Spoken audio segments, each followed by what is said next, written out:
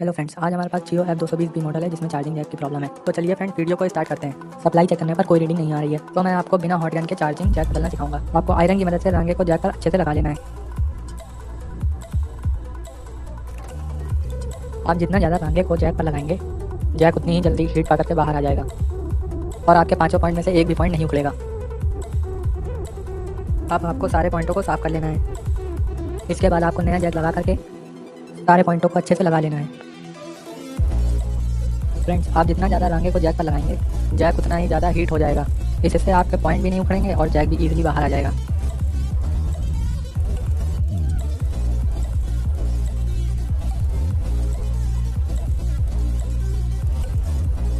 अब हम आपको चार्जिंग पर मोबाइल लगा करके चेक करा देते हैं। आप देख सकते हैं कि चार्जिंग स्टार्ट हो चुकी है। So thank you for watching a video friends.